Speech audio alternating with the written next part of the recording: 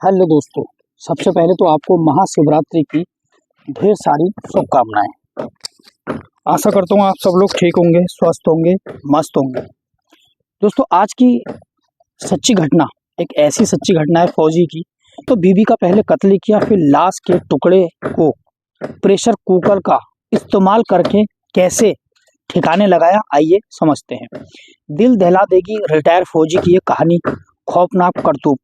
तो वीडियो में पहली बार आए तो आपसे हाथ जोड़ के निवेदन है, हमारे यूट्यूब चैनल को अभी सब्सक्राइब करें, एक लाइक करें, प्यारा सा कमेंट जरूर करें, जिससे मेरा हौसला बढ़ता रहे, मैं फिर से सच्ची घटना रियल स्टोरी आपके सामने ला सकूं दोस्तों, ताकि मेरा हौसला भी बढ़ता रहे और बने रहें रियल घटना के अंत तक, सच्ची घटना के अंत तक। दोस्तों, आज एक फौजी की कहानी है।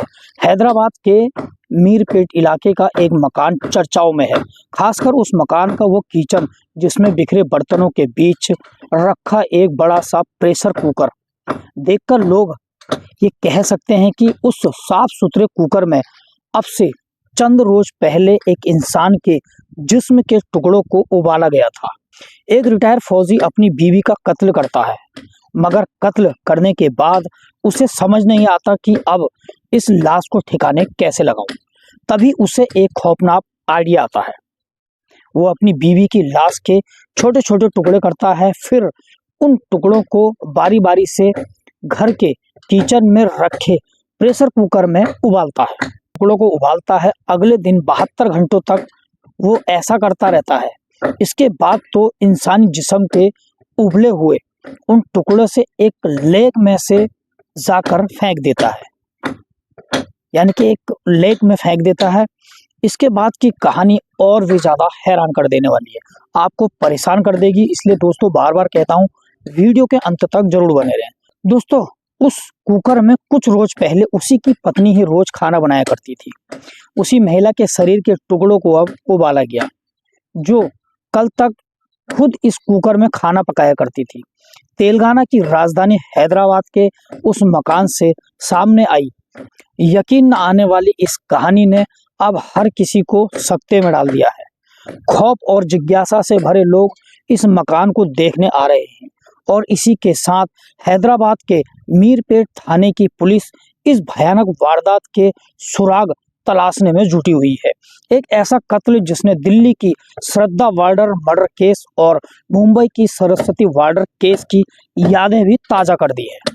दोस्तों, इस मकान में रहने वाली हाउसवाइफ पी वेक्टा माधवी पिछले 16 जनवरी को गायब हो गई थी। मूल रूप से आंध्र प्रदेश के नांदयाल में रहने वाली थी।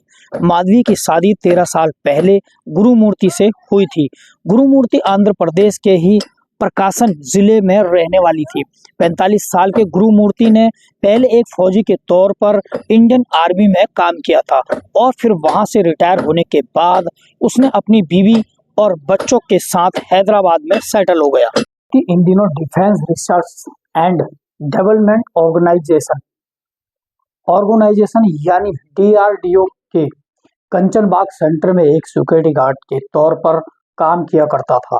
माधवी और गुरुमूर्ति को 2 बच्चे भी हैं, यानी देखा जाए तो दोनों की जिंदगी खुशहाल थी। लेकिन सब कुछ अच्छा होने के बावजूद 16 जनवरी को माधवी अचानक से अपने घर से गायब हो जाती है। माधवी फोन पर अक्सर अपने माता पिता और रिश्तेदारों से बात किया करती थी, लेकिन 16 जनवरी को वो अपने घर से गायब क्यों हुई और कहां चली गई, उसका मोबाइल भी स्विच ऑफ हो गया। दोस्तों, उधर नादियाल में उसके माता पिता अपनी बेटी के गायब हो जाने से काफी परेशान हो गए। उन्होंने अपने दामाद गुरुमूर्ति से माधवी के बारे में पूछा, लेकिन गुरुमूर्ति ने उन्हें जवाब नहीं दिया कि उसका और माधवी का झगड़ा हो गया था, जिसके बाद वो घर से निकल गई। इससे माधवी के माता पिता काफी हैरान हो गए। वो लगातार गुरुमूर्ति से माधवी की गुमशुदगी को लेकर सवाल जवाब करते रहते थे। दोस्तों, आखिरकार 2 दिन बाद 18 जनवरी को अपनी बेटी की तलाश में हैदराबाद की ओर वेंकटेश्वर नगर कॉलोनी पहुंचे। वहां उन्होंने अपनी बेटी की गुमशुदगी की रिपोर्ट भी दर्ज करा दी। हैदराबाद आने के बाद पहले उन्होंने अपने दामाद से बात की, और फिर तीनों मिलकर माधवी की गुमशुदगी की रिपोर्ट दर्ज कराने मीरपेट थाने पहुंचे। वैसे रिपोर्ट बेशक माधवी के माता पिता और पिता के साथ मिलकर दर्ज कराई हो, लेकिन दोस्तों सच्चाई यही थी कि आखिरी बार अगर किसी ने माधवी को देखा था तो वो उसी का पति गुरुमूर्ति था, क्योंकि माधवी अपने पति के घर से गायब हुई थी। तो ऐसे में पुलिस ने माधवी के माता पिता से सवाल जवाब करने के साथ साथ गुरुमूर्ति से भी पूछताछ करने का फैसला लिया। गुरुमूर्ति ने पुलिस को बताया कि 16 जनवरी के दिन माधवी मकर संक्रांति की छुट्टी में अपने घर नांदयाल जाना चाहती थी। तो वैसे तो मकर संक्रांति बेशक 14 जनवरी को मनाई जाती है, लेकिन दक्षिण भारत में ये पोंगल के तौर पर 4 से 7 दिनों तक मनाई जाती है। गुरुमूर्ति ने कहा कि गुरुमूर्ति नहीं चाहता था कि वह इस बार उसकी पत्नी मकर संक्रांति के मौके पर अपने घर जाए, और बस इसी बात को लेकर उसकी पत्नी माधवी से कहासुनी हो गई और माधवी गुस्से में आकर घर से बाहर चली गई। बीवी के घर छोड़कर चले जाने के बारे में उसका अपनी तरफ से उसके घर वालों को कुछ न बताना और खुद भी उसे 2 दिनों तक ढूंढने की कोशिश न करना, पुलिस काफी हैरान था। ऐसे में पुलिस ने फिर से माधवी की गुमशुदगी को लेकर गुरुमूर्ति से पूछताछ करने का फैसला किया, और इस बार पूछताछ में गुरुमूर्ति ने जो कुछ कहा उसे सुनकर खुद पुलिस का दिमाग हिल जाता है, घूम जाता है, और पुलिस भी काफी परेशान हो जाती है। दोस्तों, गुरुमूर्ति ने कहा कि उसने अपनी पत्नी की हत्या कर दी है, और ना सिर्फ हत्या की है बल्कि हत्या करने के बाद उसकी लाश को ठिकाने भी लगा दिया है। अब सवाल यह था कि आखिर गुरुमूर्ति ने महज चंद दिनों के अंदर ऐसा क्या कर दिया।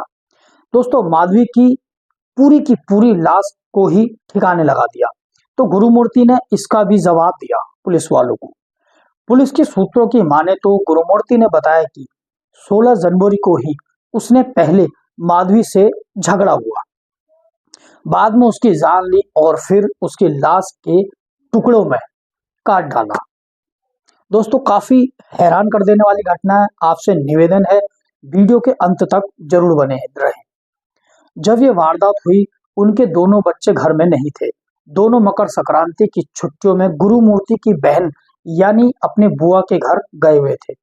गुरुमूर्ति अब एक रोंगटे खड़े करने वाली कहानी सुनाने लगा। दोस्तों, उसने बताया कि माधवी की जान लेने के बाद लाश को ठिकाने लगाना उसके लिए एक बड़ी चुनौती बन गया था, जिसके चलते उसने पहले मकान के बाथरूम में माधवी की लाश के टुकड़े किए और फिर उन टुकड़ों को घर में रखे प्रेशर कुकर में उबालना शुरू कर दिया, जिससे उसके ठिकाने लगाने में सुविधा हो गई और लाश सड़े बिना और गले बिना इस काम से उसे 48 से 72 घंटों का वक्त लगता था। फिर उसने धीरे धीरे लाश के टुकड़ों को अलग अलग बैग में भरा और फिर उन्हें अपने घर के पास मौजूदा जिले लागुड़ा लेक में डाल दिया। दोस्तों, पूछताछ में गुरुमूर्ति ने यह भी बताया कि शव के टुकड़े तो कर डाले, लेकिन हड्डियों की वजह से उन टुकड़ों को पैक करना बड़ा मुश्किल हो रहा था। ऐसे में उसने मसाला पीसने वाले मुसल से पहले हड्डियां तोड़ी और उसके चूरे चूरे कर दिए, जिस्म के बाकी हिस्सों के साथ बैग में भर दिया और फिर लेक में जाकर फेंक दिया। यानी गुरुमूर्ति ने पहले अपनी बीवी का कत्ल किया, लाश के टुकड़े किए और टुकड़ों को प्रेशर कुकर में पकाया, हड्डियों को तोड़ा और उसके चूर चूर किया, फिर उसने पानी में डाल दिया। दोस्तों, सूत्रों की माने तो उसे गुरुमूर्ति की पत्नी माधवी के आखिरी बार इस मकान के अंदर जाने के फुटेज भी मिले, लेकिन बाहर जाने की तस्वीर नहीं मिली। लेकिन गुरुमूर्ति के अंदर जाने की कई रास्ते और कई तस्वीरें मौजूद हैं। ऐसे में उसने पत्नी की हत्या को लेकर जो कहानी सुनाई है, उसके सही साबित होने का डर और बढ़ गया। पुलिस ने इस खुलासे के बाद हैदराबाद के जिले लागुड़ा लेक की भी तलाशी ली, लेकिन पुलिस को वहां से भी मानव शरीर का ऐसा कोई टुकड़ा नहीं मिला जिसका कनेक्शन माधवी के कत्ल से जुड़ सके।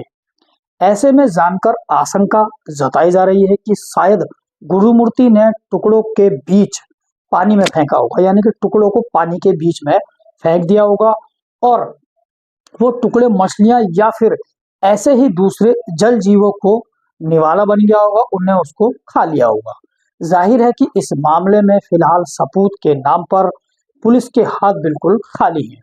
लेकिन दोस्तों सिर्फ एक गुरुमूर्ति का बयान ही है जिसने पुलिस के साथ साथ हर किसी को होश उड़ा दिए हैं। ऐसे में पुलिस फिलहाल इसे डिसऑफरेसिव यानी गुमशुदगी का मामला मान रही है और इस पर केस भी चल रहा है। लेकिन अगर गुरुमूर्ति की सुनाई गई कहानी वाकई सही साबित होती है तो एक भयानक सच्चाई सामने आती है।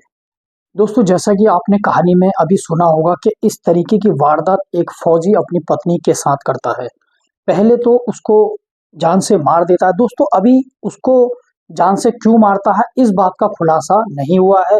अगर ये कहानी, ये सच्ची घटना आपको अच्छी लगे तो हमारे YouTube चैनल को अभी सब्सक्राइब करें, एक लाइक करें और प्यारा सा कमेंट जरूर करें दोस्तों, जिससे मेरा हौसला बढ़ता रहे, मैं फिर से सच्ची घटना, रियल स्टोरी आपके सामने ला सकूं। दोस्तों मैंने आपको हर वीडियो में ये बोला है कि मैं सच्ची और रियल स्टोरी पे काम करता हूँ। मैं इधर की उठा के उधर की उठा के स्टोरी नहीं सुनाता हूँ। और ये है आज की सच्ची घटना दोस्तों, जो हैदराबाद से है। हैदराबाद में एक ऐसी सच्ची घटना है दोस्तों, आपने इस कहानी से क्या सीखा? क्या सच में एक आर्मी ऑफिसर जो है, देखिए पहले तो जो आर्मी ऑफिसर या इस तरीके के ऑफिसर, उनको पूरी जानकारी होती है इस तरीके का कदम उठाने पर।